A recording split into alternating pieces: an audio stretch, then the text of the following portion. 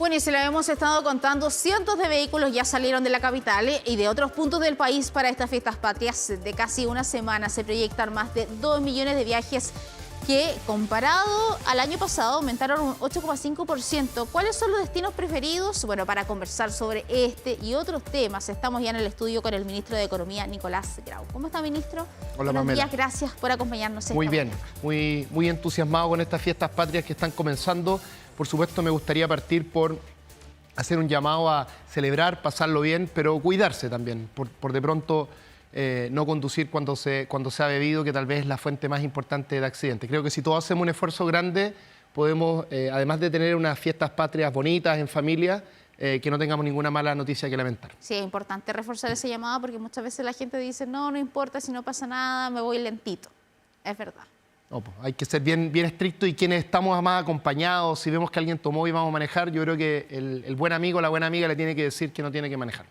Es verdad, ministro, y sobre todo considerando que hay tantos viajes, al menos nosotros veíamos las carreteras, había bastante afluencia de vehículos en distintos puntos, y lo decíamos en la presentación, más de 2 millones de viajes con pernoctación, es decir, gente que no solamente va por el día, sino que se puede quedar 2, 3 o incluso más días. Este es un balance bien positivo en relación al año pasado. Efectivamente, en materia de turismo estamos teniendo un buen año.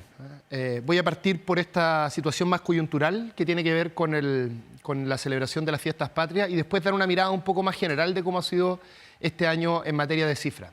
Efectivamente, por la cantidad de días involucrados de feriados que permite que finalmente se tenga una salida más larga, estamos teniendo estos más de 2 millones de salidas, que como tú bien decías es un 8% de aumento respecto a la situación del año anterior, y esto efectivamente implica no solo ir por poco tiempo, sino por un tiempo más largo, lo que va a fomentar nuestro desarrollo hotelero tanto del norte como del sur del país. Eso es una muy buena noticia que creemos que refuerza, como comentaba antes, un buen año en materia de turismo.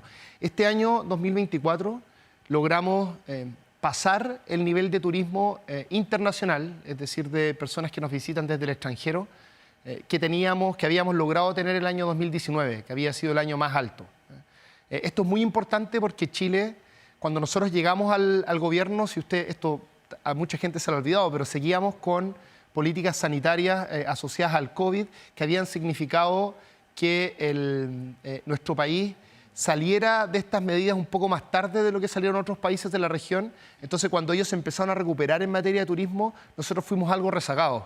Y por supuesto eso costó trabajo reabrir ciertas rutas aéreas, costó trabajo en términos de la promoción en distintas ferias internacionales de los atractivos de nuestro país, pero todo eso lo hemos recuperado, y este año especialmente empujado por lo que ha sido estos últimos meses, el turismo asociado a esta excelente temporada que estamos teniendo de nieve, tanto en el centro-sur del país como también en el centro de Chile. Eso nos ha permitido tener esta excelente noticia, que es que estamos teniendo más visitas de turismo de lo que habíamos tenido en nuestro récord como país. De hecho, al parecer muchos destinos favoritos son más de montaña que de playa. Bueno, lo que pasa es que por lo menos el turismo extranjero, cuando ocurre durante el invierno, está muy marcado por la nieve. Es cosa de las personas es cosa de caminar por Santiago y ver la cantidad de turistas brasileños que existen, que por supuesto es una muy buena noticia para el país, insisto. Nosotros hace pocos días hicimos una actividad con la ministra Toá en el Santa Lucía, también con la alcaldesa Hasler, con la subsecretaria Perales, y en esta actividad anunciamos un programa de Cercotec para efectos de fortalecer la asociatividad entre los distintos locatarios, y en particular fortalecer la seguridad. Por eso estaba la ministra Toá, y al conversar con los locatarios nos decían aquello, que hay mucha recuperación, que se nota el flujo de turistas, y eso por supuesto que es muy bueno porque el turismo extranjero, una de las gracias que tiene es que se queda hartos días y además gasta harto en el país, y eso por supuesto es una gran oportunidad para todos los locatarios. Y en el turismo interno, ministro, por ejemplo, ahora para estas fiestas patrias, ¿ha sido el norte el más codiciado, o más bien son las playas de la zona centro, ¿O la gente se está moviendo más bien cerca de su ciudad capital, por ejemplo? Bueno, en ocasiones, en este tipo de ocasiones, muchas veces la gente se mueve a donde está su familia. Y hay mucha gente que vive en Santiago que tiene familiares en distintos lugares, por lo tanto es bien distribuido.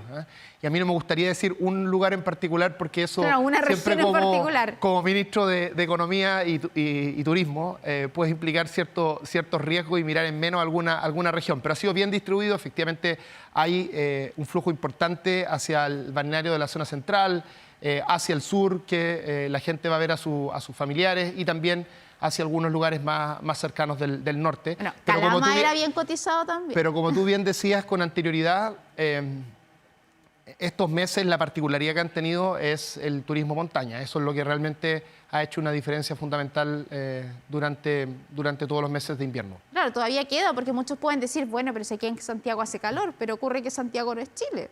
Hay muchos otros lugares donde todavía se puede incluso visitar. Oye, los centros de nieve, ¿no es cierto?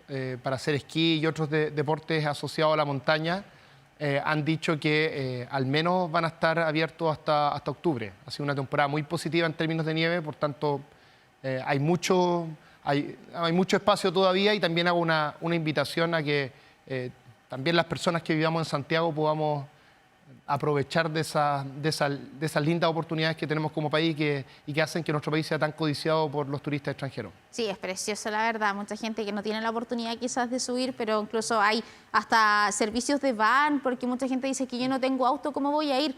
Pero hay unos servicios que venden entre 15.000, 12.000 pesos que van por el día. Sí, hay efectivamente hay diversas oportunidades que nuestro llamado es que todas ellas sean consideradas. Sí, ministro, hay otro punto también que está muy relacionado con el turismo y que tiene que ver que el turista es un consumidor en el restaurante, en la hostal, en el tour que vaya a tomar, y lo cierto es que estas fechas son aprovechadas muchas veces para irregularidades, inescrupulosos o no respetar las normas como se debe. Tengo entendido que el CERNAC está haciendo un trabajo de hormiga, para poder informar a la gente y lo otro para fiscalizar que todo esté funcionando bien. Respecto de las fiscalizaciones, ¿cómo se han dado estas fiscalizaciones? Hay un foco sobre todo en lo que tiene que ver con los alimentos. Sí.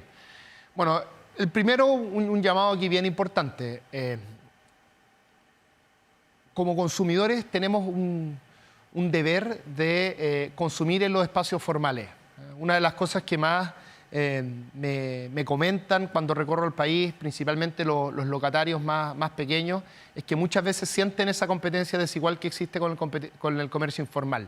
Nosotros como gobierno estamos haciendo una agenda bien ambiciosa en este sentido, liderada por el Ministerio de Hacienda, que es parte de hecho de la discusión que se está dando ahora en el Parlamento, para reducir el espacio al comercio informal. Muchas veces este comercio informal no solo son lugares pequeños, sino que hay grandes modelos de negocios que están asociados al comercio informal, y nuestro gobierno está decidido a combatirlo, a seguir la ruta del dinero y de esa manera proteger los empleos de calidad, proteger los empleos formales y también proteger a las familias. Y aquí voy a lo que tú preguntabas específicamente.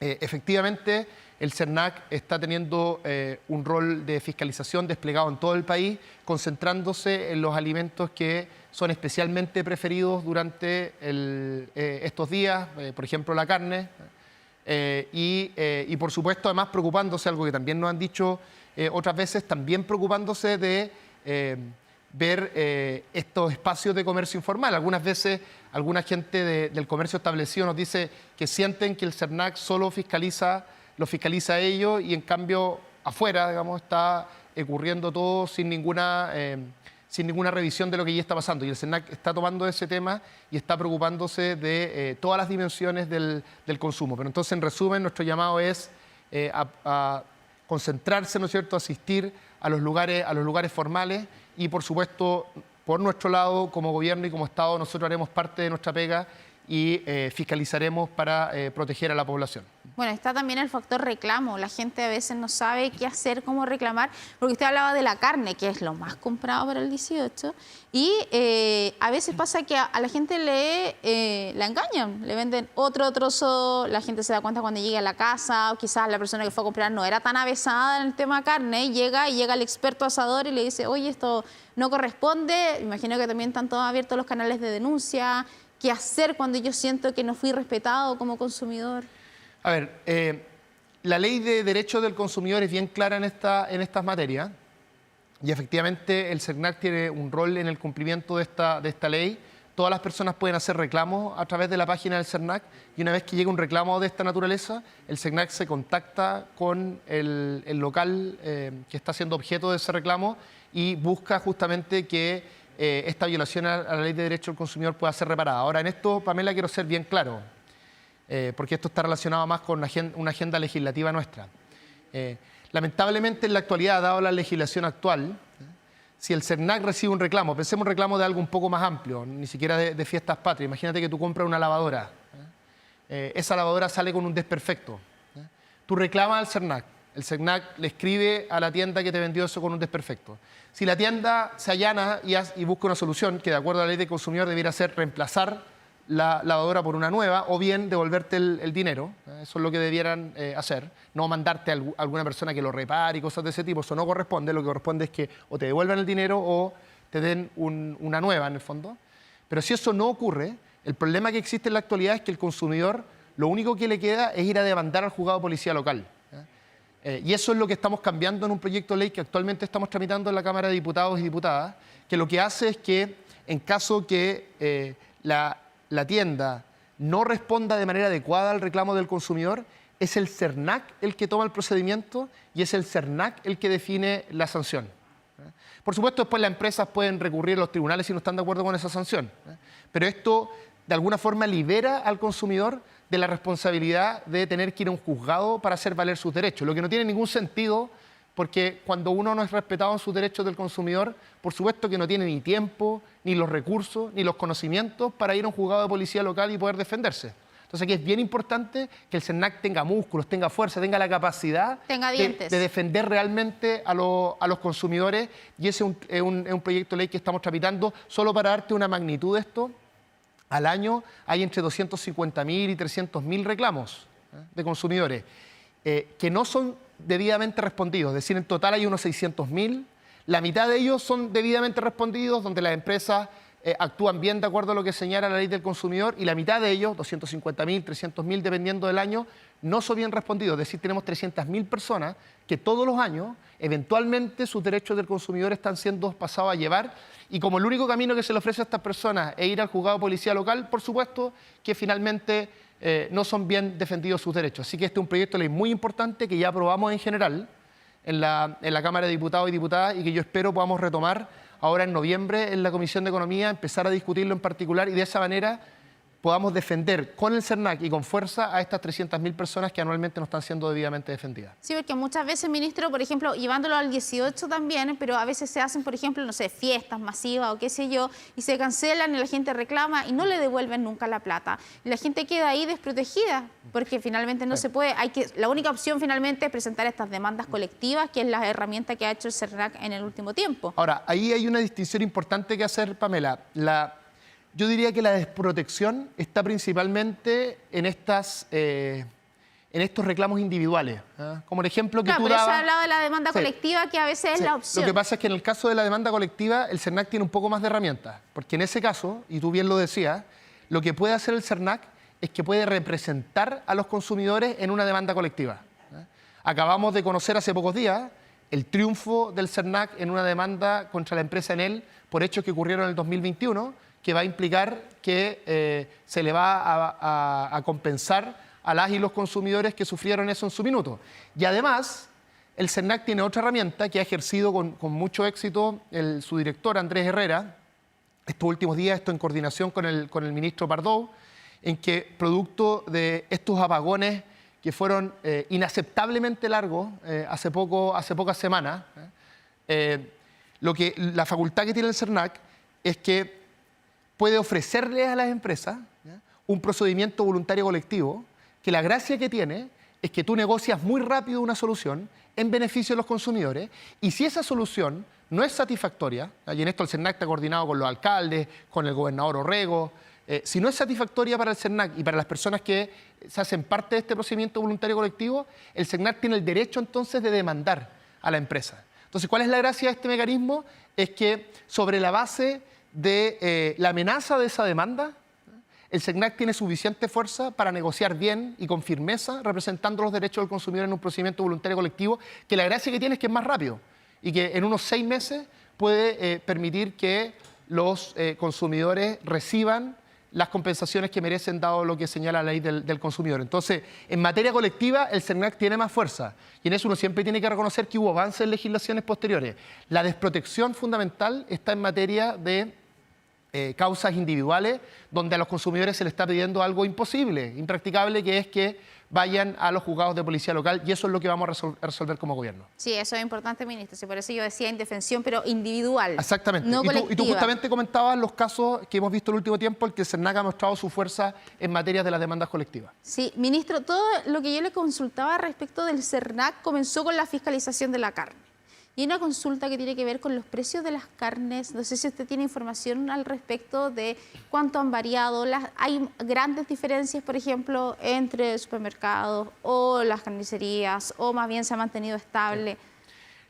Normalmente en estos periodos los precios algo suben. Nosotros vamos a tener datos de eso algo más adelante, porque la compra va a empezar, la compra para Fiestas Patrias empieza con más fuerza este fin de semana y va a seguir ocurriendo lunes, martes, que es muy probable que allí exista un flujo de compra importante. Nuestro llamado sería primero a cotizar. El SECNAC también tiene instrumentos en su página para poder cotizar distintas alternativas. Y eso, por supuesto, son más de 200.000 productos, algo así que tiene para cotizar. El SECNAC desde esto hace tiempo, cuando estábamos teniendo una inflación muy alta, que en buena hora logramos controlar como país, y ahora tenemos una inflación más en línea con lo que hemos logrado constituir las últimas décadas en Chile, pero cuando la inflación estaba siendo especialmente alta, que fue este proceso de alza inflacionaria que nosotros heredamos y que logramos empezar a controlar durante el año 2022, efectivamente, de hecho, a solicitud de la Central Unitaria de Trabajadores, producto del acuerdo del salario mínimo, el SECNAC construyó una plataforma en que uno puede comparar distintos productos entre diversos supermercados. Uno pone su dirección, una lista de productos, y entonces el SECNAC te permite comparar distintas canastas de alimentos. Así que creemos que eso puede ser un instrumento muy práctico para que las familias puedan elegir de mejor manera dónde comprar. Ahora, estos días en que los precios varían un poco más, yo creo que consultar, de repente ir a ver un par de lugares puede ser una buena forma de protegerse de potenciales abusos. Sí, es verdad, hay que cotizar harto. Ministro, nosotros dijimos al comienzo de esta entrevista que eran sobre turismo y otros temas. Y otros temas tienen que ver con, por ejemplo, el Gabinete Pro Empleo, Pro Crecimiento y Empleo, que terminó esta primera etapa, ¿cierto? Así es. Ya terminó primera etapa, estuvieron por todo el país, sesionaron la última acá en la región metropolitana, y tengo entendido que se detectaron más de 200 iniciativas que hay que potenciar. Me gustaría que me contara al respecto. Es muy relevante, considerando también la necesidad de crecimiento que hay en el país. Hubo una proyección que quizás no fue tan buena, la del IPOM que se dio hace algunos días. A ver, déjeme partir cómo esto comenzó. El presidente Boric, en enero de este año, partió el Gabinete de Crecimiento y Empleo, donde participamos distintos ministerios, por de pronto los ministerios económicos, pero también otros que tienen un rol relevante en esa materia. Y uno de los primeros aspectos que se decidió en ese espacio, en ese gabinete, fue que íbamos a acelerar la inversión. Se hizo un esfuerzo muy grande por acelerar la inversión pública. La inversión pública este año ha aumentado un 30%, a igual mes comparando, digamos, de enero a igual mes del año 2023, año 2024, hemos aumentado un 30%. Esto, por supuesto, hay un liderazgo muy importante del MOP, de la ministra Jessica López, que es quien se lleva el grueso de la inversión pública, también de vivienda y otros ministerios. Pero además queríamos agilizar la inversión privada. Entonces, la pregunta es cómo agilizar la inversión privada. Y lo que decidimos hacer fue identificar en todas las regiones del país los proyectos de inversión que ya tenían su resolución ambiental, es decir, que ya habían pasado por el sistema de evaluación ambiental, y que estaban atrasados, que estaban demorando su materialización por algún permiso sectorial. Así es como se miran todos los permisos que son posteriores y que están fuera del sistema de evaluación ambiental, que son muchos. Hay más de 400 permisos sectoriales que se pueden solicitar en el contexto de una inversión. Entonces fuimos identificando todos estos proyectos que estaban cerca de materializarse en todas las regiones del país, y fuimos región por región trabajando proyecto por proyecto, identificando cuáles eran las autorizaciones que estaban pendientes y logrando acuerdos con cada uno de los servicios que estaban involucrados en esas autorizaciones respecto a los plazos que iban a tener para dar los resultados de estas autorizaciones. Nosotros, por supuesto, no le podemos decir a un servicio independiente cómo tiene que fallar, ¿no es cierto? Si se manifiesta a favor o en contra del proyecto. Eso no lo podemos hacer. Pero sí podemos hacer un gran esfuerzo de gestión en todo el país para que se aceleren esos trámites. Y hemos revisado 226 proyectos de inversión en todo el país. Esto ha implicado en torno a 400 gestiones. Por gestiones me refiero a alguna autorización donde hay un compromiso de un servicio específico que, por ejemplo, va a tener el resultado de esta autorización en 3 semanas. Esto lo hemos hecho articulado con todos los delegados, que son los delegados presidenciales, son quienes son la autoridad política que están a cargo de los CEREMI y en muchos casos de los servicios que finalmente toman estas decisiones. E insisto, hemos recorrido todo el país. Estos 226 proyectos de inversión que hemos revisado implican inversiones por 70.000 millones de dólares. Entonces estamos haciendo un gran esfuerzo de gestión y de acelerar la inversión. Esto liderado por el presidente Boric, quien asistió a unos 4 o 5 regiones, justamente para dar también una señal de que esta es una prioridad para todo el gobierno, incluyendo, por supuesto, el presidente de la República. Y ayer tuvimos la última sesión, la sesión en la región metropolitana, revisamos 45 proyectos, lo que implica 73 gestiones. Y estos 45 proyectos son de temas bien amplios, hay temas energéticos, de la industria, también hay minería, hay proyectos habitacionales. Estuvo ayer el ministro Monte acelerando justamente el proceso de construcción de viviendas sociales en todo Chile para buscar cumplir este objetivo de las 240.000 viviendas, este ambicioso objetivo que nos hemos planteado como país y que estamos seguros vamos a cumplir. Así que estamos contentos porque hemos terminado este proceso. Ahora, este proceso tiene estas reuniones, pero en realidad el esfuerzo principal es que cada uno de nuestros equipos va a las regiones, logra estos compromisos, se articula con los titulares, todo con mucha transparencia, porque se pueden revisar cuáles son los proyectos que se han buscado acelerar, donde el criterio de elección ha sido montos de inversión y también la cantidad de empleos que genera, porque una de nuestras preocupaciones principales y el fin último de todo esto es generar empleos de calidad. Así que estamos contentos por este proceso. Esto no reemplaza así otra parte de nuestra agenda, que es los cambios legislativos que necesitamos, porque esto es mucha gestión, acelerar en el marco de la legislación actual, pero nosotros en el Parlamento estamos tramitando un proyecto de ley que va a crear un sistema de permisos sectoriales que nos va a permitir reducir los tiempos de un proyecto de inversión entre 30 y 70%, dependiendo de la naturaleza, proyectos públicos, privados, chicos, grandes, y ese proyecto de ley ya lo logramos tramitar por completo en la Comisión de Economía de la Cámara de Diputados y esperamos pronto ir a Hacienda y después a la sala y de esa manera poder avanzar.